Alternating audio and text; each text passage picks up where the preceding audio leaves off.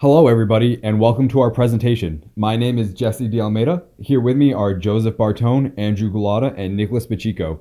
And this is our MQP, Scream 2.0. We created a robot with a continuum end effector, and it has 3 degrees of freedom, those being translation, rotation, and bending. To control these, we designed and built this highly modular actuation unit, which is capable of supporting different types of tools. It revolves around these 2 plates in the middle that can translate and rotate independently, but together they can fully control the tip position of the end effector. One of the key features is this quick release mechanism, which allows for different types of end effectors to be used. It was designed with scalability in mind, so it can support a variety of sizes and configurations. Our robot controls a continuum end effector utilizing a concentric agonist-antagonist design. It consists of 2 concentric notch tube segments that are rotated 180 degrees relative to each other and fixed at the tip. This allows the end effector to bend in both the forward and reverse directions along its spine when the inner tube is pulled or pushed. This design allows for opposing points to be easily reached without full rotation of the tool in order to eliminate the torsional snapping problem commonly associated with concentric tube manipulators. To control the device's movement, a user interface that utilizes our kinematic model and control algorithm was created.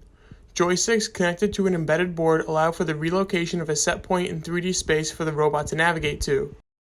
Additionally, a more user-friendly option was created, a JavaScript app that allows the user to see and write desired configurations to the robot. The app also allows for the passive viewing of the robot's current set point when using the joysticks.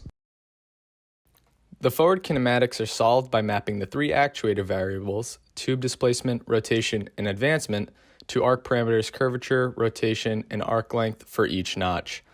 The arc parameters for each notch are then mapped to an XYZ tip position with the traditional 4x4 homogeneous transformation matrix.